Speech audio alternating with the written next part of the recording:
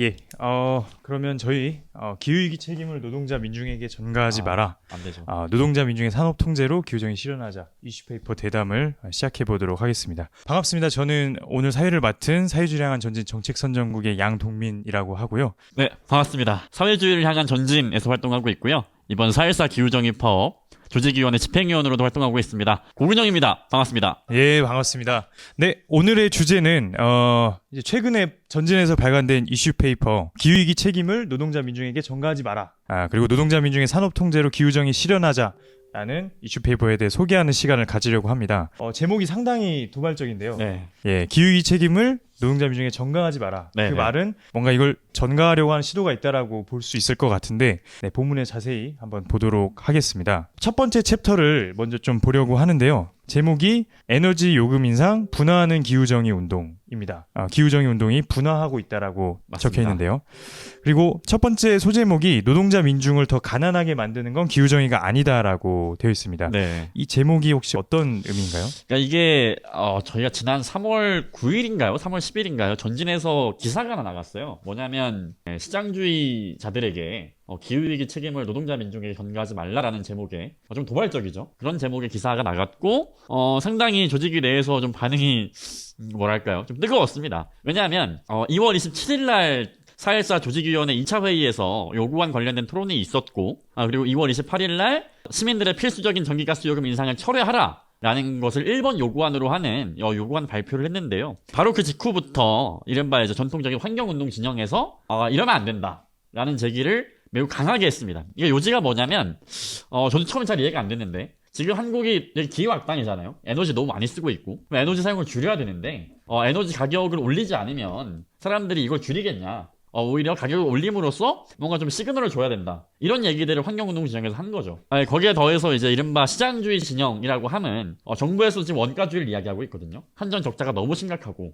그리고 작년에 러시아 우크라이나 전쟁 때문에 에너지 가격이 너무 올랐는데 시민들이 너무 값싼 전기를 쓰고 있다. 그래서 한전 적자가 32조 원이 된다. 가스공사도 미수금이 9조 원이다. 이거 해결해야 된다. 그래서 전기요금 올려야 된다. 이게 정부 주장인데 이런 이야기들을 일부 이른바 이제 기후운동 내부에서도 하는 사람들이 등장하고 있다라는 거죠. 근데 적어도 제가 보기에는 에너지 위기 심각하고 기후 위기 심각한 것이 맞지만 그것이 과연 노동자 민중이 전기를 낭비해서 생긴 일인가 이거 좀 따져볼 필요가 있다는 거고 전 오히려 자본의 책임을 묻는 것이 현 시기의 기후정의 운동이 가장 중요하다라고 보고 있어요. 그래서 이제 이런 차원의 제목을 단 기사를 썼던 거고요. 그래서 이 노동자 민중의 전기요금을 올린다는 거는 가뜩이나 지금 고물가 아닙니까? 가뜩이나 고물가인데 전기가스 요금도 올라가면 사실 굉장히 궁핍해지는 거죠. 여름에 에어컨 안 켤 수 없잖아요. 지금 벌써 이제 벚꽃이 지고 있는 시점인데 지금 4월 5일이거든요. 벌써 벚꽃이 피고 있고 여름에 굉장히 더울 걸로 예상이 되는데 에어컨을 함부로 틀 수 없게 만드는 것 또는 에어컨을 틀면은 외식을 한번 못 가는 거고 옷을 못 사입고 그렇게 더 궁핍하게 살라고 하는 것이 과연 기후정의 운동의 방향이겠는가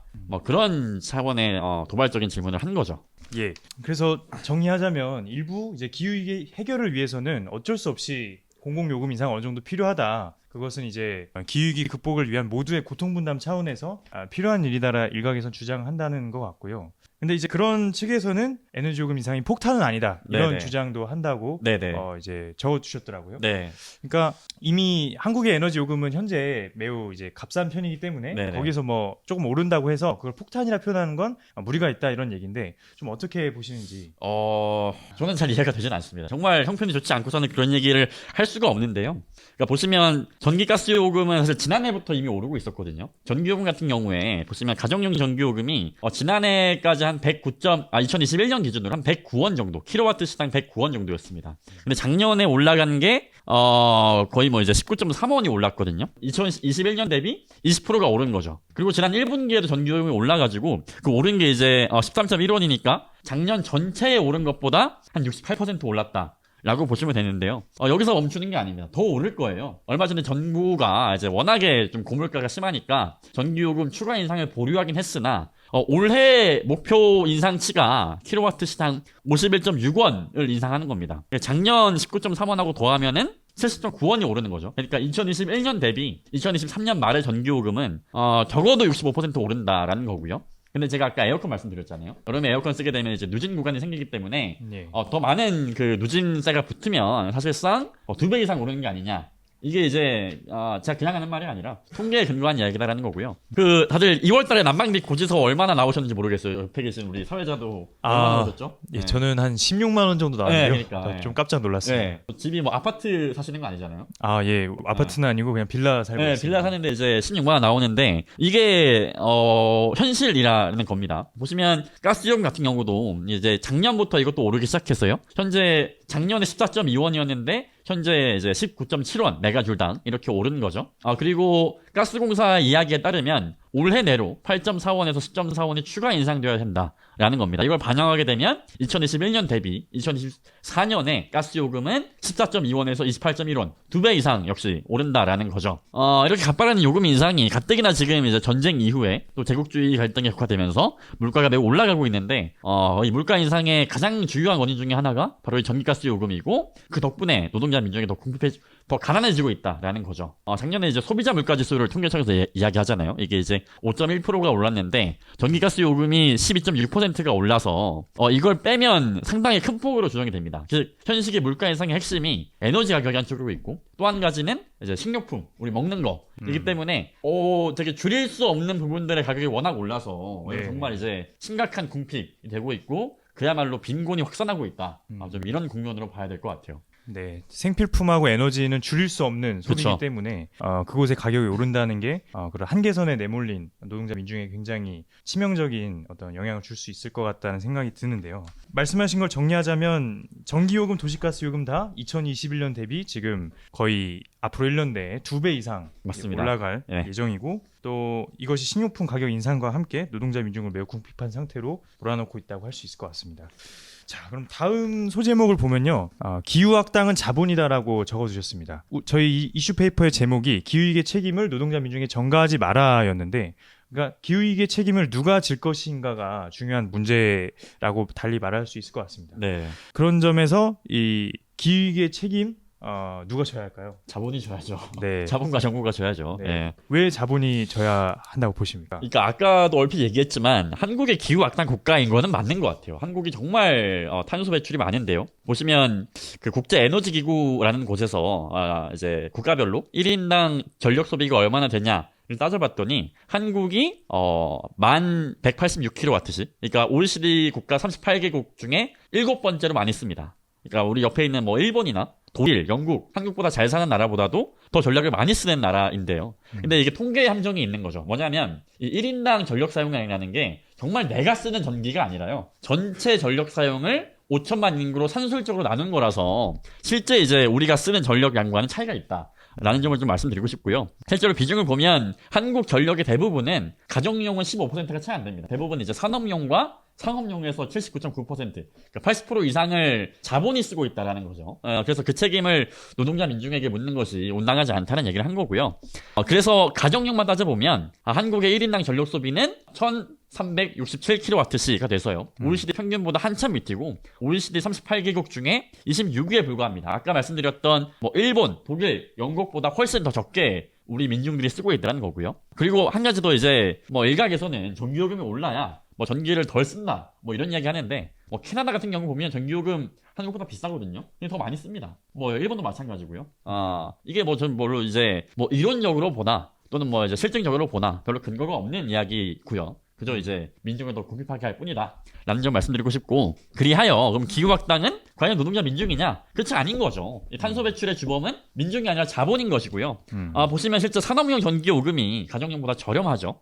플러스에서 대기업 같은 경우에는 뭐 경부화 요금, 그러니까 이제 밤에다 전기를 쓰면 더 싸게 쓸 수 있어서 내야 되는 것보다 훨씬 더 덜 전기 요금을 내고 있습니다. 지난해 국정감사에서 드러났는데요. 전력 사용을 가장 많이 하는 10개 기업의 전기요금 납부 현황을 살펴봤더니 원래 내야 되는 것보다 5년 동안 4조 3천억 원을 덜 냈다라는 거죠. 그 기업들의 면면을 보시면 뭐 우리가 너무 잘 아는 데입니다. 뭐 삼성전자 당연하고요. 뭐 SK 하이닉스, 현대제철, 포스코 뭐 이런 곳에서 전기요금을 제대로 안 내고 있는 거죠. 전기를 많이 쓰면서요. 그럼 그 적자가 그렇게 해서 안 낸 것이 한전의 적자가 되고 있고, 근데 그 한전의 적자를 메꾸겠다면서 전기요금을 올리고 있는 거죠. 그러니까 말하자면 이제 노동자 민중이 삼성전자의 거의 뭐 현금 인출기 되는 거죠, 사실 보면. 한국전력의 현금 인출기가 아니라 재벌이 만들어낸 빵꾸를 노동자 민중의 주머니를 털어서 메꾸겠다라고 하는 게 지금의 전기요금 인상이고요.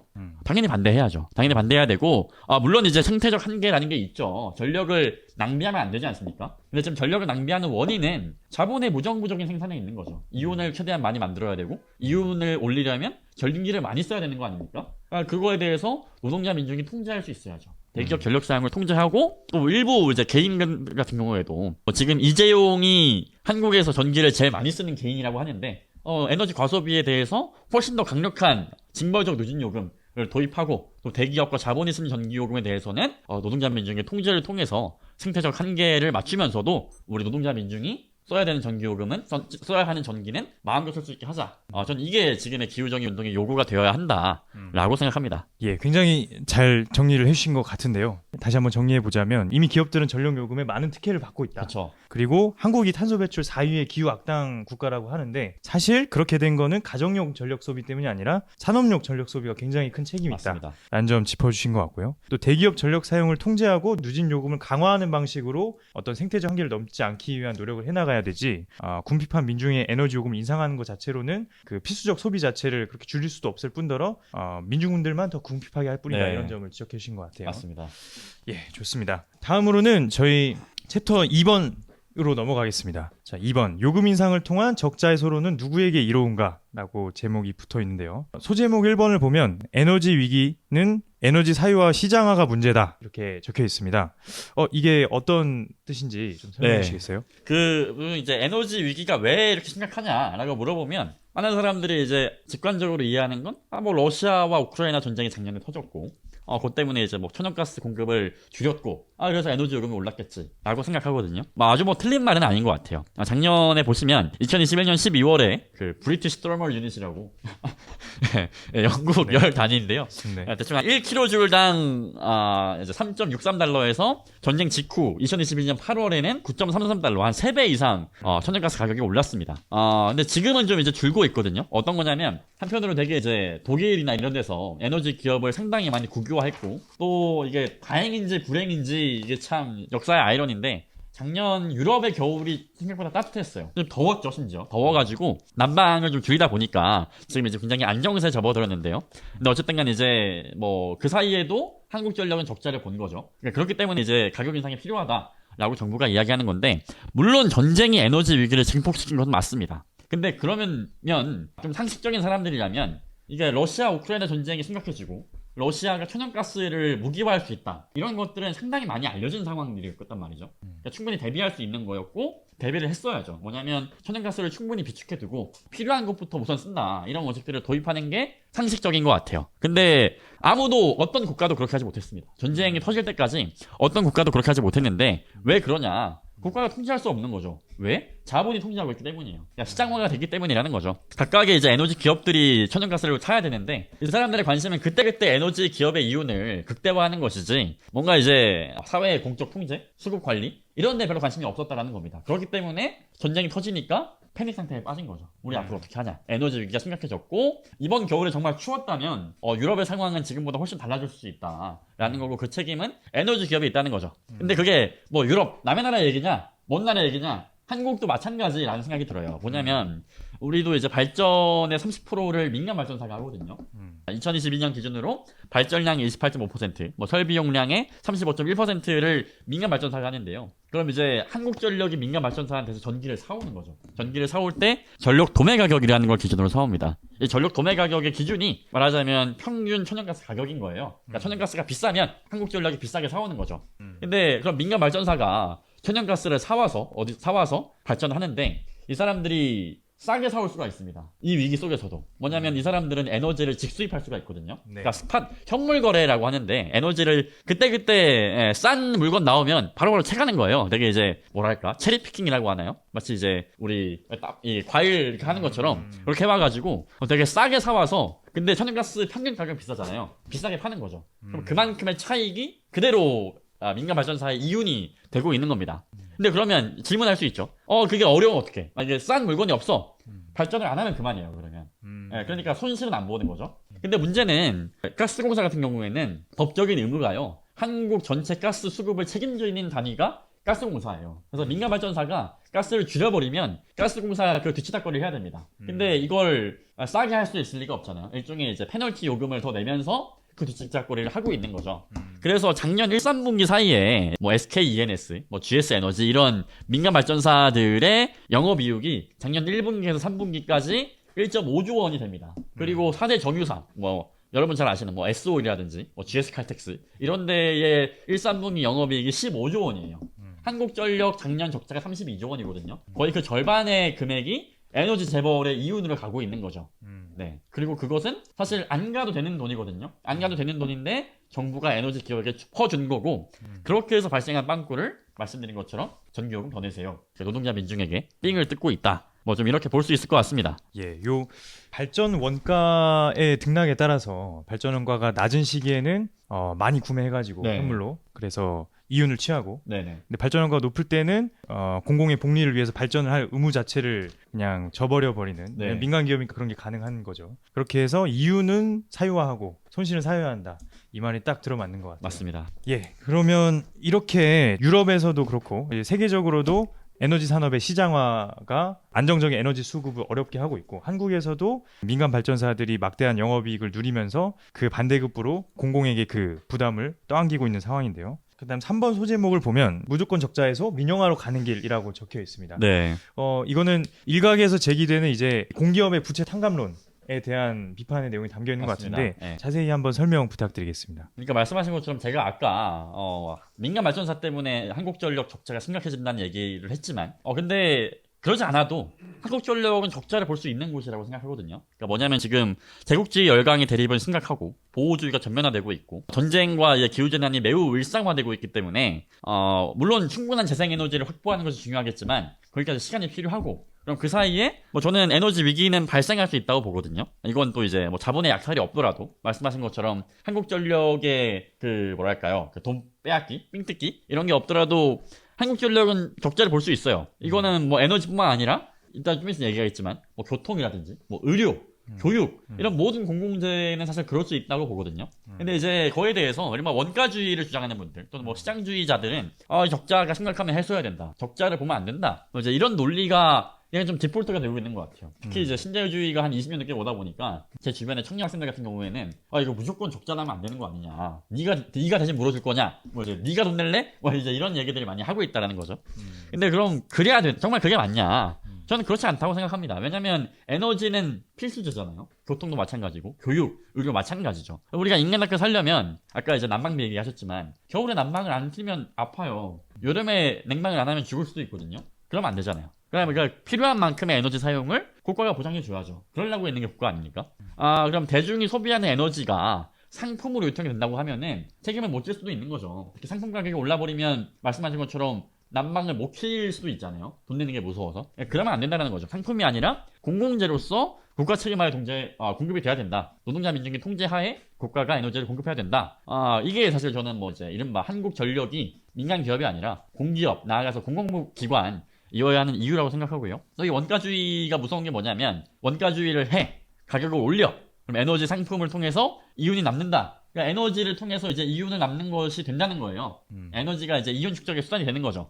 그래서 이제 나오는 논리가 한전도 기업이고 가스공사도 이거 기업 사채 아니냐, 회사 사채 아니냐. 그러니까 기업이 이윤 추구해야지. 뭐 이런 것들은 결과적으로는 그럼 이걸 민간이 하지 않을 이유가 없는 거죠. 이윤이 남는데. 왜 공공이에요? 민간이 하면 되죠. 민간 자본이 돈벌이 할 수 있잖아요. 그러니까 민영화의 압박으로 이어지고 있고요. 작년 겨울에 가스공사 사장으로 그 최연애 씨가 취임했는데 기억하실지 모르겠지만 10년 전에 철도법 진압했던 바로 그 사람이죠. KTX 사장이었고요. 그 사람이 지금 가스공사 사장으로 왔고 인력 감축 예고하고 있습니다. 가스공사 정말 뼈를 깎는 심정으로 구조조정하겠다. 이런 게 기재부 입장이고요. 원가주의 확대는 공공부문 민영화로 이어지는 길이다라는 점도 다시 한번 확인해 볼 필요가 있고 근데 그게 전혀 뭐 기후정의라고 할 수 없다. 그런 걸 기후정의라고 하면 안 된다. 라고 생각합니다. 네, 그래서 이렇게 원가주의에 따른 가격 인상론을 얘기하는 것이 에너지 상품화 이윤 축적의 자유를 확대할 뿐이다라고 짚어주신 것 같고요. 네. 다음으로 3번 챕터로 넘어가도록 하겠습니다. 3번 챕터 제목은 버스 노선이 사유재산, 교통자본은 어떻게 사회에 기생하는가인데요. 소제목을 보면 노동자 민중의 더 많은 고통으로 대중교통 적자를 메꾸라는 정부라고 라고 돼 있습니다. 이게 어떤 의미인지 한번 설명해 주시겠어요? 이제 서울시 같은 경우도 지난 3월 10일인가요? 서울시 의회에서 대중교통 요금 300원 올리겠다고 예. 하반기부터 이렇게 결정을 했죠. 음. 참 큰일 났습니다. 저 이제 어떻게 보시면 그 논리가 교통공사 적자가 연간 1조 원 정도가 나온다고 하더라고요. 연간 1조 원 정도 나오고 이대로 살 수 없다라고 오세훈 시장이 이야기하는 거죠.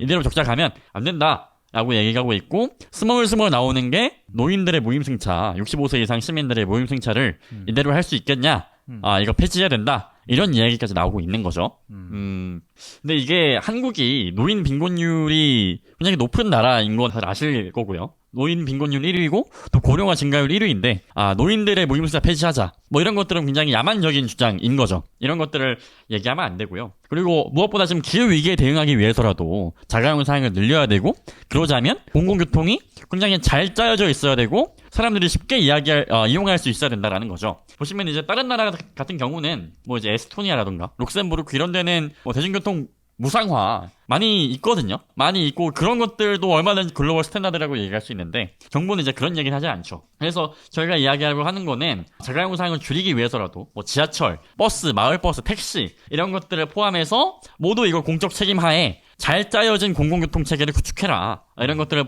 이야기하고 있고요. 그러자면 넘어서야 될 산이 있는 거죠. 그게 바로 대중교통 자본, 버스 회사 이런 것이다. 이런 것들이 세금을 자신들의 이윤으로 바꾸고 있고 또 노선을 사유화함으로써 시민들의 이동권을 가로막고 있다. 좀 이런 점들을 이야기할 필요가 있을 것 같아요. 한편으로는 그렇게 서울교통공사의 적자를 굉장히 강조하면서 한편으로는 민간 버스 자본에다가 퍼주고 있는 이윤에 대해서는 지금 침묵하는 것 같은데요. 네네. 이번 소제목이 버스 노선이 사유재산이라니 이렇게 돼 있는데 보니까 이제 노선권을 버스 회사의 사유재산으로 판결한 이런 사례에 대해서 얘기해 주시고 있는 것 같아요. 네. 한번 자세히 설명 좀 부탁드리겠습니다. 그러니까 이게 2017년에 이제 세종교통공사 일종의 공공교통을 시도한 거죠. 세종교통공사가 설립되면서 기존에 세종교통이라는 민간 업체가 있었거든요. 네. 여기서 운행하던 노선을 세종교통공사로 넘겨라. 라고 세종시가 이야기합니다. 근데 거기에 대해서 세종교통이라는 민간 버스 자본이 소송을 건 거예요. 이걸 이러면 안 된다. 그리고 대전지법이 인정을 했습니다. 왜냐하면 세종교통이 운행하는 버스 노선이 그 버스 회사의 사유재산이라는 거예요. 그 노선이 이게 이제 이른바 노선 특허 이렇게 되기 때문에 이것을 사유재산으로 볼 수 있고 같은 노선에 신규 업체가 들어가는 거는 재산권 침해다라고 법원 판결이 나온 겁니다. 근데 이게 아주 뭐 센세이셔널한 판결이 아니에요. 이건 되게 대한민국의 법 체계에서 아주 당연한 판결이라는 게 오히려 좀 더 이상한 거라고 보고요. 그 노선 특허제의 의미는 뭐냐면 그 노선을 운행할 수 있는 거, 그 노선에 다닐 수 있는 거는 그 버스 자본밖에 없습니다. 이 사람들이 운행을 안 하면 어쩔 수 없는 거고요. 만약에 거기에 뭐 학생들 같은 경우에 셔틀버스를 배치할 수 있잖아요. 그걸 거부할 수 있습니다. 내 사유재산에 들어오지 마라. 또는 들어오려면 돈 내라. 뭐 이렇게 할 수 있는 거죠. 아까 이제 세종교통 얘기도 했지만 거기에 뭐 공공교통을 넣을 수 있잖아요. 그것도 이제 사유권 침해 또는 돈을 내라. 이렇게 이제 이야기가 돼 버리는 거죠. 예, 이 노선을 사유화함으로써 시민들의 이동권을 제약하고 있다. 뭐 그런 사례로 볼 수 있을 것 같아요. 이런 식으로 노선권이라는 거를 버스 자본의 독점적인 재산으로 이렇게 취급해주는 게 우리나라가 거의 유일하다고 들었습니다. 네, 맞습니다. 참 문제인 것 같은데요. 이런 노선의 사유화를 무기로 버스 자본이 사회에 기생한다라고 말할 수 있을 것 같고요. 근데 이 노선 사유화와 함께 이제 버스 준공영제를 한국이 지금 하고 있다라고 하잖아요. 네. 근데 이 버스 준공영제는 세금으로 이윤을 보장하는 민영제다라고 맞습니다. 지금 써놓으셨는데 어떤 의미인지 한번 설명해 주십시오. 이게 사실 공영이라는 단어가 말이 아까운 거죠. 왜냐면 이게 전혀 뭐 공영적으로 운영되고 있지가 않습니다. 보시면 경기도 같은 경우도 이제 준공영제 늘리겠다 그러고 있고요. 울산도 올해 하반기부터 준공영제 도입하겠다고 하고 있고 많은 지자체에서 이미 하고 있거든요. 근데 이게 말이 뭔가 공영적인 건가? 이렇게 들릴 수 있는데 준공영제가 세 가지가 있어요. 하나는 이른바 이제 노선관리형이라는 게 있고 또는 이제 뭐 위탁관리형이 있고 또 하나가 이제 수익금 관리형인데 한국이 하고 있는 건 세 번째 수익금 관리형입니다. 이건 뭐냐면 버스 노선을 소유하고 있는 게 누구냐? 버스 업체예요. 버스 운영을 누가 하냐? 버스 업체입니다. 뭐 채용을 누가 하냐? 버스 업체가 다 해요. 그냥 버스 업체가 운영하는 거예요. 그냥. 근데 그럼 왜 이게 준공영이 붙었냐? 왜 공공이 들어가냐? 예, 정부가 돈을 줍니다. 음. 예, 적자를 보존해줘요. 심지어 이윤까지도 보장을 해줍니다. 그러니까 이게 준공영제라고 말은 돼 있지만 사실 모든 소유권은 다 민간에게 있고 버스 자본에게 있고 정부 세금을 통해서 그들의 이윤을 보장하는 뭐 이제 그런 체계고요. 웃긴 거죠. 보시면 이제 다른 나라 뭐 프랑스, 영국, 일본 하고 비교해 봐도 준공영제를 하고 있는 데 별로 없을 뿐더러 준공영제를 하더라도 노선 소유를 민간 버스 업체가 하고 있는 나라는 전 세계 대한민국밖에 없습니다. 이게 요즘 뭐 챗 GPT가 유행이라 가지고 물어봤어요. 노선 소유를 민간 버스 업체가 하는 나라가 있냐? 그러니까 이제 없다라고 그래요. 예, 대한민국은 아직 모르는 거죠. 예. 그렇군요. 이제 버스 준공영제라고 하는 게 사실상의 민영제고 심지어 이제 민영제보다 나쁜 게 네. 교통자본의 이윤을 공공이 공적 자금으로 퍼주는 그런 체제다라고 할 수 있을 것 같은데 그럼 실제로 얼마나 민간 버스 자본에게 이런 재정 지원이 들어가고 있습니까? 예, 이걸 또 제가 한번 하나하나 따져봐. 이게 나와 있는 자료가 없어가지고 직접 조사를 해봤어요. 이게 보시면 이 감사원에서 2010년 발표한 자료가 있는데 이게 보시면 이제 뭐 여객차 운수사업법부터 해가지고 버스 업체에 보조금 줄 수 있는 법적 조항들이 몇 개 있거든요. 이걸 바탕으로 해서 대한민국 17개 시도조의 본 예산을 한번 들여다봤습니다. 과연 이제 얼마나 많이 주고 있을까 해봤더니 2013년에는 이제 1조 7천억 원이었는데요. 10년 동안에 1조 원이 올라서 지금은 2조 4천억 정도를 정부 예산으로 버스 업체 자본으로 이게 넘겨주고 있고요. 이거는 본 예산만 본 거기 때문에 뭐 정부에서 뭐 추경을 할 수 있잖아요. 실제 집행되는 금액은 더 늘어날 수 있다라는 거고 보시면 서울시에서 연간 버스 업체에 주는 돈이 최소 한 6천억 원, 한 5,700억 정도가 된다고 합니다. 아까 말씀드렸지만 2021년에 교통공사 적자가 1조 원이었거든요. 이거 거의 한 60%에 달하는 돈을 버스 자본에 주고 그러고서 이제 뭐 이제 적자다. 이렇게 볼멘 소리 하고 있는 거죠. 그것도 서울시만 따져봤을 때. 네, 맞습니다. 서울시만 따져봤을 때 그렇고요. 전국으로 하면 2조 4천억 뭐 그렇고. 근데 이제 저는 뭐 돈 쓸 수 있다고 보거든요. 뭐냐면 민중의 이동권 보장해야 되고 버스 노동자의 생활임금 지급해 줘야죠. 노동 조건 보장해 줘야 됩니다. 비용이 들 수 있고 얼마든지 공적 자금을 쓸 수 있는데 그러니까 문제는 뭐냐면 이 보조금의 근거가 아까 이제 뭐 법적 조항들이 있어서 체계적인 것 같지만 실상을 보면 그냥 뭐 엿장수 마음대로라는 거죠. 아까 이제 준공영제 재정 지원 같은 경우에는 이른바 표준 운송 원가라는 게 있어가지고 그에 근거해서 보조금을 주는데 이것이 뭔가 이제 딱딱 정해진 기준이 있는 게 아니라 버스 업체하고 지자체하고 딱 쇼부를 치면 뭔가 이제 딱 협상을 하면 그냥 되는 문제라는 겁니다. 그래서 그 과정에서 상당히 많은 원가 부풀리기 이런 게 진행되고 있고요. 이걸 그냥 제가 감히 뭐 제가 머릿속으로 추측을 하면 안 믿으실 거잖아요. 그래가지고 감사원 자료 가져왔습니다. 2021년 감사원 감사 보고서를 좀 첨부했는데 그 표준 운송 원가 산정에 대해서 뭐 이런 거예요. 뭐 2015년부터 19년 동안 뭐 340억 원을 과다 지급했다. 또는 뭐 앞으로 10년 동안 1,124백만 원이니까 이거 얼마죠? 네, 한 뭐 10억 원 정도 더 받아줄 수 있다. 그리고 뭐 이미 248억 주고 있는데 뭐 더 주고 있다. 뭐 이런 것들 또는 뭐 재정 지원금을 절약할 수 있는 기회를 일부러 감추고 있다. 뭐 이런 것들을 감사원이 이야기를 하고 있다라는 거고 이게 2021년에도 있었는데 뭐 2016년, 2018년 계속해서 이런 감사가 나오고 있습니다. 보시면 또 이거 외에도 뭐 사례들을 보면 버스 회사 사장의 뭐 일가 친척들, 뭐 조카, 뭐 처제, 뭐 이런 사람들을 직원으로 등재하기도 하고요. 또는 뭐 비정규직을 채용했으면서도 정규직 고용한 것처럼 속여가지고 돈도 받아가고 이렇게 표준 운송 원가를 부풀리는 방법은 굉장히 뭐 상상을 초월할 정도로 많다라는 거고요. 그러니까 세금을 이윤으로 바꾸는 합법적인 경로가 되고 있는 거죠. 이거가 가능한 이유가 뭐냐? 소유권이 버스 자본에 있고, 버스 운영권도 버스 자본에 있고, 채용권도 버스 자본에 있어요. 이걸 뭐 이제 공공이 하나하나 검증하기가 너무 어려운 겁니다. 너무 어렵죠. 또는 뭐 검증하더라도 뭐 사후적인 조치가 될 수밖에 없기 때문에 얼마든지 버스 자본의 이윤을 보장할 수 있다는 거고요. 그럼 이걸 막기 위한 방법은 뭐 간단한 게 하나 있는 거죠. 뭐냐면 버스 운영과 소유를 전부 그냥 공공이 하면 됩니다. 직접 하면 된다라는 거죠. 노선 소유권과 운영권, 채용권 모두 노동자 민중의 통제 아래에서 투명하게 또 필요한 곳에 쓸 수 있도록 운영을 해야 된다는 거고 그것의 의미가 뭐냐? 버스를 완전 공영제로 바꾸자라는 거라고 생각합니다. 예. 참 이 표준 운송 원가라는 게 설명을 들어볼수록 진짜 그냥 돈 놓고 돈 먹기다라는 생각이 드는 맞습니다. 것 같아요. 그래서 여기 보시면 사모펀드들이 이제 서울 시내버스 업체들을 인수하고 있다 이런 기사도 넣어두셨는데 네네. 사모펀드들 돈 냄새 아주 기가 막히게 맞지 그쵸. 않습니까? 이들이 버스 업체들을 사들인 이유가 분명히 있을 것 같습니다. 네. 예, 그리고 이런 버스 자본의 돈놀이판 끝내기 위해서는 버스 운영을 공공이 통제해야 된다라고 말씀해 주셨는데요. 네. 그것이 곧 기후위기의 대안이 될 수도 있다 이런 말씀을 해주셨는데 어떤 의미에서 그런지 한번 말씀해 주시겠습니까? 그러니까 이게 버스 노선이라는 게 그러니까 어쨌든 우리가 편리하게 갈 수 있어야 되잖아요. 특히 이제 자가용 사는 사람들을 버스로 불러들이기 위해서는 이걸 뭐 자가용을 금지할 게 아니라 버스가 타는 게 편리하다 뭐 이런 걸 줘야 되는데 지금 버스 노선이 사유재산이잖아요. 그러니까 정부나 지자체가 이걸 함부로 뭐 조정을 하려고 하면 아까 말씀드렸지만 뭐 소송을 불사하거나 아니면 돈을 내야 됩니다. 예, 불필요한 돈을 계속 내면서 버스 노선을 조정하거나 아니면 그냥 그대로 불편하게 사는 거죠. 그러니까 예, 이래가지고 자가용 사용량이 높아지면 뭐 그게 이제 기후 위기를 일조하는 게 아니냐. 이런 생각이 들고요. 경기도에서 2021년 12월에 자료를 하나 냈어요. 거기 자료 보면 버스 노선 사유와의 폐해를 경기도청이 이야기하고 있습니다. 네, 나와 있는 게 두 가지인데요.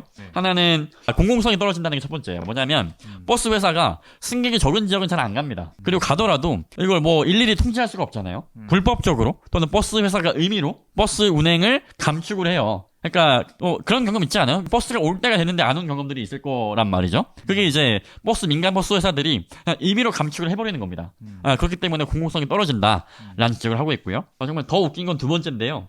효율성이 떨어진다는 얘기도 하고 있습니다. 뭐냐면 그러니까 운송 수입이 늘어야 되잖아요. 그러니까 더 많은 손님들이 버스에 타가지고 카드를 찍어야 되는데 그러려면 이렇게 가면 돼요. 직선으로 가면 되는데 이거를 번화가 여기 한번 꺾고 또 꺾고 또 꺾고 또 꺾고 이게 그러니까 이제 한 10분 갈 거리를 뭐 30분 40분 걸려서 가니까 그럼 물론 이제 버스 회사는 좋겠죠. 왜? 승객이 더 많으니까. 하지만 일반 뭐 민중들 같은 경우에는 이럴 거면 그냥 자가용 타는 게 낫다 이런 생각들을 할 수밖에 없는 거죠. 네. 마치 이제 우리가 자본주의 사회에 살면 뭐 자본의 이유는 곧 뭐 이제 효율적인 뭐 그런 것처럼 생각하잖아요. 네. 근데 누구나 알고 있고 심지어 국가 공인 버스 자본의 이유는 비효율의 결과다. 이런 게 이제 대한민국 정부조차도 인정하는 뭐 이제 이런 것이고요. 버스 자본의 이윤이 증감에 따라서 사회적 효율이 추락하고 있다라는 것도 볼 수 있을 것 같고 재미있는 사례가 세종시인데요. 우리가 네. 또 세종 기후정의 파업을 가는데 세종시가 계획도시잖아요. 이게 설계된 곳인데 원래 만들 때 대중교통 분담률을 70%를 목표로 했다 그래요. 그러니까 이동수단의 70%는 버스여야 한다 이런 거죠. 근데 2020년 통계를 보면 수송 분담률이 70%가 웬 말입니까? 7%밖에 안 됩니다. 그러면 이거는 전국 평균이 15.3%인데요. 이거 절반이 채 안 되는 그러니까 버스를 안 타는 거예요, 사람들이. 버스를 안 타는 겁니다. 그러니까 왜 안 타냐? 사회 조사를 봤더니 배차 간격이 너무 길다. 이게 제일 많고요. 그리고 두 번째는 내가 사는 곳하고 버스 정류장이 너무 멀다. 이게 두 번째고요. 세 번째는 아까 말한 이제 승차 시간 너무 길다. 10분 갈 거리를 왜 50분 걸어서 가냐? 뭐 이제 이런 얘기들을 하는 겁니다. 그래서 이제 결과적으로는 너무나 긴 배차 간격 그리고 너무나 꺾인 노선. 그러니까 왔다 갔다 여기 갔다 저기 갔다 이런 노선 때문에 버스를 타는 게 너무 불편하다는 거예요. 네. 그렇기 때문에 버스를 안 타고 그냥 자가용 타고 말지 택시 타고 말지 이렇게 되고 있다는 거고 세종시가 2025년에 무상버스 도입을 준비하고 있거든요. 세종시장이 자랑스럽게 얘기했는데 근데 이런 굴곡 노선 또는 뭐 배차 간격 조정 이런 것들 없이는 아무리 무상이라고 하더라도 사람들이 버스 잘 안 탈 것이다 라는 전망들이 나오고 있고 이런 상황이라면 기후위기를 해결할 수 없는 거죠. 네. 그래서 지금 뭐 우리가 현금 없는 버스가 많이 나오고 있는데 교통카드를 다 찍잖아요. 어디서 타서 어디로 가는지 이것들에 대한 통계가 다 나와 있기 때문에 마음만 먹으면 가장 효율적인 그리고 모두의 이동권을 보장할 수 있는 버스 노선 설계는 얼마든지 가능하다라는 거죠. 그냥 하면 돼요. 하면 되는데 왜 못하냐? 버스 노선이 사유재산이기 때문에 함부로 이걸 손댈 수가 없는 게 문제라는 거죠. 예. 근데 그럼 이제 질문은 왜 이게 사유재산이어야 하냐? 라는 것이고 이것이 사유재산인 지금의 자본주의야말로 진정한 기후악당이다. 뭐 이런 얘기까지 해볼 수 있을 것 같아요. 그러면 뭘 하면 되냐? 버스를 완전 공영제로 바꾸면 됩니다. 예. 너무 쉬워요. 가장 현실적이고 가장 쉬운 그런 대안이라고 생각합니다. 이미 가장 효율적인 버스 노선들을 연구할 수 있는 그쵸. 설계할 수 있는 준비는 다 되어 있는데 네. 단지 그 버스 노선이 민간 자본에게 있기 때문에 그들이 이윤을 위해서만 그것을 운영하기 때문에 그렇게 노선을 바꿀 수 없다라는 것이 굉장히 인상적인 것 같습니다. 화가 납니다. 예, 화가 납니다. 좋습니다. 다음 챕터로 넘어가 보겠습니다. 4번 챕터 제목은 기후정의, 노동자 민중의 산업 통제를 요구한다입니다. 첫 번째 소제목으로 재생에너지 전환의 경로, 노동자 민중이 통제하는 에너지 산업 국유화라고 적어주셨는데요. 에너지 산업의 국유화, 노동자 민중이 통제하는 국유화가 필요하다고 역설하고 계신데 네. 좀 어떤 의미인지 설명 한번 부탁드리겠습니다. 그러니까 뭐 저는 이제 에너지가 탈상품화 되어야 한다고 생각하고요. 예. 뭐 지금으로선 에너지의 가격 통제가 필요하죠. 그리고 그것을 노동자 민중이 필요한 만큼 쓸 수 있도록 노동자 민중이 통제해야 된다. 저는 이게 중요하다고 봅니다. 우리가 뭐 냉난방, 뭐 취사, 요리, 뭐 조명 또는 뭐 이제 핸드폰 충전하고 이런 것들 안 쓸 수 없잖아요. 민중의 일상에 필요한 에너지는 거의 뭐 무상에 가깝게 또는 뭐 무상으로 공급해야 된다. 전 그렇게 보고 있고요. 예. 반면 전력 사용의 80%가 지금 뭐 산업용과 상업용, 자본의 사용으로 되고 있는데 특히 이제 대기업의 전기요금 이런 것들 지금 할인할 게 아니라 오히려 높아야 된다. 뭐 이런 얘기들 필요할 것 같고요. 그리고 전력 가격이라는 게 이게 아까 말씀드렸지만 한전이 발전소에서 사는 가격이 있고요. 이걸 도매 가격이고 그리고 우리 일반 시민들이 민중들이 한전에서 사는 이런 이제 소매 가격이 있는데 소매 가격 결정은 한전이 하죠. 한전이 하고 정부가 하는데 도매 가격은 이제 발전 연료 원가에 따라서 결정되거든요. 그러니까 지금 이제 뭐죠? 지금 천연가스인데 그 이유는 이제 발전이 민영화되어 있기 때문인 거죠. 발전이 민영화되어 있고 민간 발전사들이 무슨 뭐 땅 파서 장사하는 게 아니기 때문에 이윤이 남아야 되고 뭐 그러려면 이제 도매 가격이 비쌀 수밖에 없다는 거죠. 특히 이제 발전 공기업 역시도 2021년에 시장형 공기업, 그러니까 이제 이윤이 남는 공기업으로 지정이 되어 있어서 에너지에 이제 이윤을 남겨야 되고 그러다 보니까 위기에 따라서 급등한 에너지 가격을 통제하지 못했고 그 덤터기를 지금 한전이 쓰고 있어서 32조 원의 적자를 본 거거든요. 그러니까 민중의 에너지 기본권이라고 하는 거는 근데 뭐 전쟁을 하든 말든 어쨌든간 우린 계속 전기를 써야 되고 그러자면 시장 상황과 무관하게 보장이 돼야 될 것이고 그러자면 기업이 이걸 담당해서 안 된다. 라는 이야기가 되는 거죠. 그래서 가격 통제를 해야 되고 그러자면 발전, 송전, 공급 이 모든 과정에 대해서 노동자 민중이 통제해야 된다. 라는 것이고요. 그래서 이 발전의 국유화라는 게 되게 거창한 게 아니라 우리들이 안정적으로 전기와 가스를 쓸 수 있게 하는 필수적인 에너지 가격 통제 이것의 필요 조건이다 라고 말씀드릴 수 있을 것 같아요. 네, 대중들의 어떤 필수적 에너지 기본권을 지키기 위해서는 발전산업 국유화가 반드시 필요하다는 그쵸. 말씀해 주신 것 같고요. 근데 현재 사실 이런 에너지 전환조차도 시장에 맡겨두는 그래서 재생에너지의 시장화 이런 네. 방식들이 사실 도입되고 있잖아요. 네네. 그에 대해서도 좀 한 말씀 부탁드리겠습니다. 뭐 에너지 자본이 재생 에너지라고 뭐 가만두겠습니까? 다 상품화 하려고 하죠. 그러니까 지난해 1분기에서 3분기까지 그러니까 태양광 모듈을 생산하는 기업이 대표적으로 재벌 기업 4개 있거든요. 뭐 하나솔루션 유명하죠. 현대에너지 솔루션 유명하고요. 오시아에도 재벌이고요. 또 신성 ENG라는 게 있는데 지난해 세 분기 동안 영업이익 1.5조 원이었거든요. 근데 한 달 정도 전에 얼마 전에 연간 보고서가 나왔더라고요. 네. 4분기에 5천억을 추가로 벌어서 총 이제 2조 원 최소 이렇게 좀 보여지고요. 근데 이건 이제 요약만 본 거라서 연결로 보면 좀 더 많을 것 같은데 여하간 이런 재생에너지 기업들의 이윤을 보장하기 위한 행보는 뭐 얼마 전에도 탄소 중립 기본 계획이 나왔거든요. 여기도 보시면 이제 뭐 녹색 산업 뭐 지원하는 거에 한 뭐 6.5조 원 또는 뭐 더 폭넓게 보자면 뭐 65조 원 뭐 이렇게 돈을 뭐 아낌없이 써요. 민간 재생에너지 기업 또는 뭐 이제 뭐 이른바 저탄소 제조업 이런 데는 아낌없이 그냥 정부가 자본한테 돈을 줍니다. 문재인 정부라고 달랐을까요? 문재인 정부 때 뭐 그린 뉴딜 이런 거 했던 한국형 그린 뉴딜 2021년 1년 동안 17.2조 원의 돈을 뭐 포스코라든지 뭐 현대차라든지 또는 아까 말한 뭐 재생에너지 기업들에다가 돈을 퍼줍니다. 거의 뭐 자원봉사 하나? 뭐 싶을 정도로 막 돈을 준단 말이죠. 그거 엄청 퍼줬죠. 네. 근데 물론 이제 당연히 전기차 만들고 뭐 재생에너지 늘리려면 돈이 들 수 있어요. 돈이 들 수 있는데 저는 그 돈을 정부가 퍼줄 게 아니라 전 오히려 그들로부터 물어야 된다고 생각해요.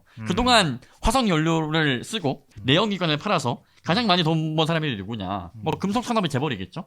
그간 화석 연료로 이윤을 쌓아왔던 에너지 위기로 이윤을 쌓아왔던 민간 발전사들의 그들의 영업이익, 초과 이윤 이런 것들을 환수해야 되고 나아가서 그 재원으로 국가 책임하에 재생에너지 늘려야 된다. 이런 이야기가 필요한 시점인 것 같아요. 물론 이제 우리는 에너지 기본권을 목적으로 하고 있기 때문에 에너지의 탈상품화의 경로로서 에너지 기업 환수와 국유화 이런 것들 이야기하는 게 되게 중요할 것 같고요. 또 재생에너지에도 무한정 쓰면 안 되는 거죠. 어떤 세상에 뭐 무공의 에너지는 없고 이른바 석탄화력 자본을 태양광 자본으로 바꾸는 것이 기후정의이겠는가? 전 그렇지 않다라고 생각하고요. 기후 대응의 핵심은 필요에 따른 생산, 필요에 따른 소비 이것을 가능케 할 이제 민주적 계획 경제, 국가적 통제라고 보고 있고요. 그걸 하기 위해서라도 노동자 민중의 통제 하에 발전 산업이 국유화돼야 된다라는 거라고 생각합니다. 에너지의 생산과 분배에 대한 통제가 없으면 에너지 전환은 그냥 이제 뭐 재생에너지 기업의 육성책, 이른바 뭐 녹색 자본 육성 또는 뭐 그린워싱 이것이지 그걸 기후정의라고 할 수 없다. 이 점을 분명하게 알아야 될 것 같아요. 예. 이른바 그 생태적 한계를 넘지 않기 위해서라도 이런 자본의 무정부적 생산을 반드시 없애야 하고 그렇죠. 그러려면은 재생에너지 산업도 공공이 통제하고 책임지는 것이 반드시 필요할 것 같습니다. 예. 예, 다음으로 이제 소제목 두 번째가 공공교통 완전 공영화가 기후 정의다 이렇게 되어 있는데 이 부분은 버스 산업의 공영화가 예, 필요하다는 것을 맞습니다. 말씀해 주신 것 같아요. 네. 그러면서 이제 독일의 9유로 티켓 사례를 예시로 들으셨는데 이게 어떤 사례인지 한번 설명해 주시겠습니까? 네, 작년 6월부터 독일에서 이제 베를린에서 9유로 티켓 뭐냐면 한 달에 9유로짜리 티켓을 사면 모든 대중교통을 다 이제 이용할 수 있는 티켓을 준 거죠. 예. 예. 원래는 이제 86유로였거든요. 거의 이제 9분의 1, 10분의 1 이렇게 된 건데, 그 통계가 나왔을 거 아니에요. 이제 시간이 지났으니까. 보시면 그 티켓을 이용한 사람들 중에 20%는 이전까지는 자가용을 이용하는 사람들이었다는 거죠. 그러니까 자가용 사용이 줄고 대중교통 이용이 늘었다. 라는 거고 나머지 중에 27%는 이전에 버스 지하철을 타긴 탔는데 뭐 한 달에 한 번 정도 탔다. 그러니까 사실상 거의 뭐 절반 정도가 신규 유입이 됐다라고 볼 수 있을 것 같고요. 실제 이산화탄소가 3개월간 180만 톤이 덜 배출됐다. 좀 이렇게 좀 이야기가 되더라고요. 3개월간 180만 톤을 덜 배출했다. 상당히 이제 기후 위기 대응에 효과가 있는 거고 한국에서도 이런 시도들이 있어요. 보시면 청송군, 경북 청송 여기서 이제 무상버스를 올해 초부터 실현했거든요. 네. 보시면 거기 이제 노인 인구가 많지 않습니까? 노인 인구가 전체 인구의 40%인데 이분들이 자가용을 이용할 수가 없잖아요. 그러다 보니까 버스가 주민들의 유일한 이동수단인데 이분들이 이제 버스 요금을 내기가 부담스러우니까 그동안 버스를 못 타고 있다가 이제 버스를 막 타는 거죠. 덕분에 이제 뭐 사회 활동도 늘고 실제 버스 이용률이 20% 증가했다라는 통계가 나오고 있습니다. 네. 아까 이제 세종시에서도 광역자치단체 최초로 2025년 무상버스 이야기 나왔는데요. 네. 지금과 같은 상태라면 버스 이용이 늘지 않을 수 있지만 네. 만약에 노선만 개선되면 버스 승객이 늘었을 때 거의 뭐 이제 비용 대비 편익이 1.6배 늘다. 그러니까 버스 요금을 안 받아도 오히려 그게 이득이다. 이런 통계가 나오고 있다라는 거죠. 네. 어쨌든 자가용 이용을 줄이는 게 지금 되게 중요하잖아요. 탄소 배출 워낙 많으니까. 그러려면 대중교통은 누구나 이용할 수 있어야 되고 그러자면 이제 비용이 그 장벽이 되어서 안 된다라는 거죠. 네. 버스 자본이 요구하는 대로 돈 주지 말고 그 돈 아껴가지고 차라리 대중교통 완전 공영화해서 버스 공짜로 또는 뭐 공짜에 준하게 노동자 민중이 통제해야 된다. 이게 중요하다고 봐요. 예. 기후정의 실현하려면 탄소 배출을 줄여야 되고 탄소 배출을 줄이려면 무엇보다도 교통 분야에서는 대중교통의 이용률이 늘어나야 할 텐데 네. 이를 위해서는 버스 노선의 공영화, 버스 산업의 국유화가 꼭 필요하다고 짚어주신 것 같습니다. 그리고 버스 자본의 공영화가 또한 이제 지역 주민들 그리고 교통 약자, 네. 장애인 이런 분들 위해서도 반드시 필요하다라는 점을 지적해 주셨는데요. 어떤 점인지 한번 설명해 주시겠습니까? 그러니까 공공교통을 이용을 늘리는 데는 당연히 뭐 요금도 싼 것도 필요하지만 중요한 건 배차 간격이 너무 길면 안 되잖아요. 예. 제가 이제 제주도에 살았는데 거의 뭐 1시간 반에 한 대씩 오고 버스 탈 생각을 못 해요. 엄두를 못 냅니다. 그걸로 어떻게 출근을 해요. 그리고 목적지까지 이제 뭐 10분 갈 거리를 50분 가버리면 버스 탈 이유가 없는 거죠. 네, 그러면 안 되고 이제 굉장히 효율적이고 배차 간격이 적절한 그런 버스가 필요한데 아까 말씀드린 것처럼 민영제를 하든 뭐 준공영제를 하든 이게 사람들이 많이 타는 데를 막 돌아간단 말이죠. 예. 그래서 버스 노선의 이름 이걸 뭐 굴곡도라고 하는데 10분 갈 거리를 50분 가고 뭐 이렇게 된다라는 거죠. 이렇게 되면 사람들이 버스 안 탄다. 이런 문제가 있는 거고요. 심지어 버스 노선이 사유화되어 있기 때문에 이거 버스 노선 좀 개선해보자. 이러려면 돈을 줘야 되는 겁니다. 버스 회사한테요. 왜냐면 노선이 사유재산이기 때문이죠. 네. 심지어는 아까 이제 벽지 노선 같은 경우에는 배차 간격이 워낙 길고 또 최근에 뭐 수도권 일부에서도 버스 터미널이 폐지되고 있다는 기사 아마 쉽게 보실 수 있을 것 같은데요. 서울 바깥에서는 자가용이 거의 필수품이 되고 있지 않습니까? 버스를 타면 너무 불편하니까. 이렇게 대중교통의 민영제와 준공영제 이런 것들은 기후위기와 함께 또 지역 소멸도 앞당기고 있다. 라는 것들을 볼 수 있을 것 같고요. 예. 공공교통을 완전 공영화해서 전국 어디서나 수익성이 아니라 민중의 필요에 따른 버스 노선의 운영 할 수 있다. 필요하다라고 생각하고요. 두 번째는 장애인 이동권 문제가 작년 올해 굉장히 중요한데 지금 보시면 2021년 저상버스 도입률이 전국 평균 30.6% 그러니까 세대 중에 한 대가 안 됩니다. 근데 그 와중에 서울이 한 60% 되거든요. 그러니까 서울의 버스를 빼버리면 전국 평균이 30%에서 23%로 쭉 떨어집니다. 쭉 떨어져요. 그러니까 4대 중에 한 대도 저상버스가 없다라는 거고, 아까 보시면 아시겠지만 그 저상버스 전환 비용 일부를 정부에서 지원을 해주거든요. 그러니까 아예 생으로 버스 잡으면 돈이 나가는 게 아님에도 불구하고 잘 안 바꿔요. 왜냐하면 어쨌든간 손실이 난다 이거죠. 예, 돈 내는 예. 사업이 아니라. 예, 그렇죠. 그렇기 때문에 이제 저상버스 이용이 늘지 않고 있는 거고, 교통약자들이 버스를 이용하기 어려운 상황이 되고 있는 거죠. 이런 것들은 기후정의가 아니고 당연히. 예. 그렇기 때문에 모든 버스를 저상버스로 바꾸려면 아예 그냥 정부가 버스를 소유하는 게 맞다. 이렇게 볼 수 있을 것 같아요. 예. 그 얼마 전에 고은영 동지께 들은 사례인 것 같은데 그 목포였나요? 네. 목포에 버스가 더 이상 다니지 않는다 네. 이런 얘기를 들었던 것 같습니다. 네. 지금은 다니고 있는 걸로 확인됩니다. 네. 그렇군요. 네. 근데 일시적으로 어쨌든 그 워낙 벽지 노선이고 네. 돈이 안 되다 보니까 버스 회사가 아예 사업을 중단해 버렸다 이렇게 네. 들은 것 같아요. 네, 그럼에도 불구하고 뭐 정부가 대차 노선을 함부로 배치할 수가 없는 상황이 되는 거죠. 왜냐하면 사유재산이기 때문이죠. 예, 노선을 가지고 있기 때문에. 네. 그렇군요. 참 이렇게 돈 안 되면은 반드시 그 지역 주민들의 이동을 위해 필요한 버스조차도 다 사업을 중단해 버리는데 장애인들과 교통약자고 이동권을 위해서 저상버스 전환을 할 리가 만무하다 이런 생각이 드는 것 같습니다. 예, 다음으로 챕터 3번으로 넘어가도록 하겠습니다. 챕터 3번 민주적 계획 경제를 향한 노동자 통제 투쟁을 준비하자라고 써주셨는데요. 이제 기후정의는 민주적 계획 경제에서만 실현 가능하다라고 적으셨는데 이게 어떤 의미인지 한번 설명해 주시겠습니까? 네, 이 기후 정의라는 게 그저 뭐 탄소를 덜 쓰고 뭐 이런 차원이 아니라는 거죠. 어쨌든 간 에너지와 산업 전환이 필요한데 예. 그 과정에서 뭐 첫 번째 당연하겠지만 발전 노동자들의 고용 보장, 또 인간다운 노동 조건의 실현 이런 것들은 당연히 수반되어야 한다고 생각하고요. 또 일반 민중들이 자신의 존엄한 삶에 필요한 뭐 필수적인 에너지 이런 것들 충분히 공급받을 수 있어야 되고요. 나아가서는 생태적 한계를 초과하지 않으려면 자본의 이윤에 따른 무정부적인 생산이 아니라 우리에게 필요에 따른 생산, 또 필요에 따른 분배 이것을 실현해야 된다.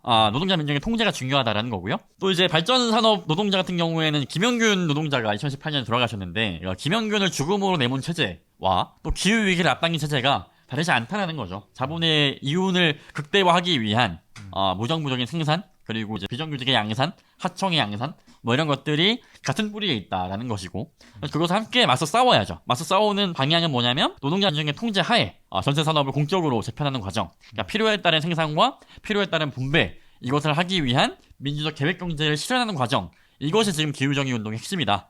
라고 보고 있고요. 저는 민주적 계획 경제하고 기후정의는 같은 말이다. 나아가서 뭐 사회주의와 기후정의, 민주적 계획 경제 다 같은 말이지 않을까요? 네, 조심스럽게 생각해 봅니다. 예, 이윤에 따른 이런 무정부적 생산이 비정규직을 낳고 김영균의 죽음을 낳은 것이고 김영균의 죽음을 낳은 이 체제를 그대로 두고서는 기후정의 또한 실현 불가능하다라는 점을 얘기해 주신 것 같습니다. 네. 그리고 두 번째 소제목은 거버넌스가 아닌 계급투쟁으로 산업 국유화를 요구하자라고 되어 있는데요. 이제 거버넌스 확대를 일각에서는 이제 대안으로 제기하기도 하는 것 같습니다. 그런 노사 민정의 어떤 네. 협의체. 대화, 네. 협의. 그런데 왜 이제 이렇게 거버넌스가 아닌 계급투쟁으로 네, 이게- 산업 국유를 요구한다고 하시는지 설명 좀 부탁드리겠습니다. 이게 그러니까 얼마 전에 또 탄소 중립 기본 계획이 나왔는데 거기에 이제 산업 전환 과정에서 노동자들의 일자리 문제에 대해서 뭐라고 하냐면 직업 훈련 기회를 제공해 주겠다. 또는 뭐 기후 창업의 기회를 제공해 준다. 뭐 이런 이야기들을 합니다. 그 어디에도 발전 노동자들의 또는 뭐 이제 자동차 노동자들의 일자리를 국가 책임하에 보장한다. 노동 조건을 개선한다. 이런 얘기는 전혀 없어요. 네. 그리고 또 뭐 그럼 뭐 자본에게 뭔가 책임을 묻냐? 자본에게는 아까 말씀드렸지만 오히려 뭐 돈을 그냥 뭐 그 예산이 89.9조 원이거든요. 아낌없이 자본에게 주는데 노동자 민중의 고용 보장 이런 건 전혀 얘기하지 않습니다. 그러면서 얘기하는 게 정의로운 거버넌스 하겠다. 뭐 노동자 한 명 불러놓고 청년 한 명 불러놓고 여성 한 명 불러놓고 대충 테이블 꾸려가지고 거기서 이제 그냥 거수기 역할을 해서 추진하겠다라는 거거든요. 예. 그런 것들을 저는 정부와 자본이 반대할 리가 없죠. 근데 뭐 운동 진영 일각에서도 이런 막 거버넌스에 대한 요구가 있거든요. 근데 그런 것들이 어떤 이윤 체제의 균열을 내지 않는 이상 자본이 반대할 이유가 없는 거죠. 정부도 마다할 이유가 없는 거고요. 저는 그런 식의 정의로운 거버넌스는 반대해야 된다. 그럼 지금 필요한 건 뭐냐? 우리들이 인간답게 살기 위해서는 자본과 싸우는 거죠. 아까 얘기했지만 정의로운 전환 과정에서 비용이 필요하고 우리는 일자리를 보장받아야 되고 그러자면 그 돈은 어디서 나올 거냐? 저는 그간 화석연료 자본 다단계 하청을 양상했던 뭐 현대차 이런 애들이 내야 되는 거죠. 그런 애들과 그럼 싸워야 할 때이지 그런 애들과 함께 뭐 거버넌스를 하거나 협치를 할 때가 아니다라는 거고요. 그렇게 싸움으로써 중요한 건 생산과 발전 뭐 이런 것들을 자본이 아니라 노동자 민중이 통제할 수 있어야 된다. 그러니까 노동자 통제를 향한 계급투쟁. 뭐 지금 이것이 우리에게 필요한 과제라고 보여지고요. 아까 민주적 계획경제 얘기를 했었는데 이게 뭐 하루아침에 되는 게 아니지 않습니까? 그 역량이 어디서 나오냐? 계급투쟁을 통해서 그 역량도 함께 성장할 수밖에 없다. 이런 지점들을 말씀드리고 싶고요. 그래서 결론적으로 보면 이른바 이제 기후위기 비용이랄까요? 이것들을 국가와 자본은 끊임없이 노동자 민중에게 전가합니다. 민간 발전사들의 이윤을 보장해주면서 시민들의 민중들의 전기가스 요금을 올리고 또 뭐 자동차 뭐 좋은 얘기 하잖아요. 전기차 만들고 좋은 얘기죠. 근데 거기에 필요한 비용들을 뭐 자기 돈을 쓰는 게 아니라 노동자 민중을 해고함으로써 비정규직을 늘림으로써 그렇게 뭐 이제 기후 대응을 하겠다고 하는 건데 이런 것들을 반대해야 되고 책임은 우리가 아니라 자본이 져야 된다. 그러자면 지금 할 것은 자본과 싸우는 것이다. 계급투쟁이 필요하다. 이런 얘기들을 하는 게 중요할 것 같고요. 특히 이제 노동자 계급이 더 많이 기후정의 운동으로 뛰어들어서 계급투쟁을 통한 기후정의 운동의 가능성 이런 것들을 보여주는 게 지금 굉장히 중요할 것 같습니다. 노동자 산업통제가 곧 기후정의다. 이런 이야기들을 많이 하는 게 필요한 시점이 아닐까 그런 생각이 드네요. 예, 결국 이 기후위기의 책임을 누가 질 것인가라는 그렇죠. 게 굉장히 중요한 질문인 것 같고요.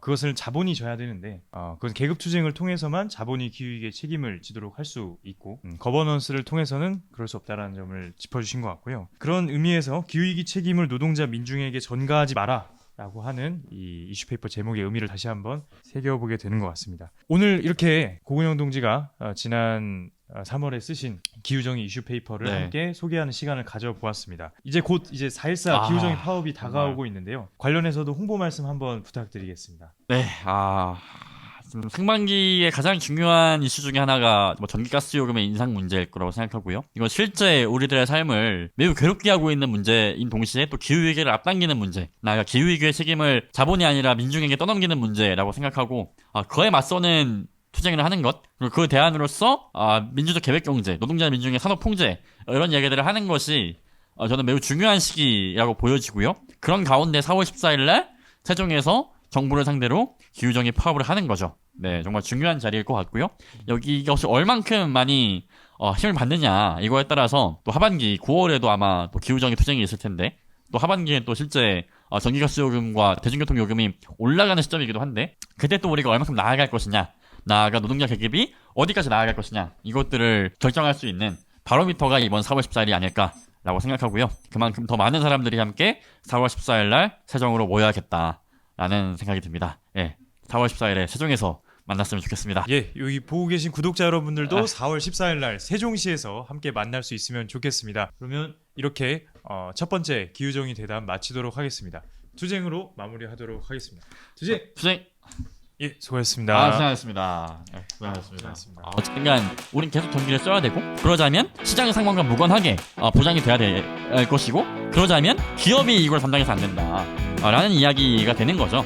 그래서 가격 통제를 해야 되고 그러자면 발전, 송전, 공급 이 모든 과정에 대해서 노동자 민중이 통제해야 된다 라는 것이고요.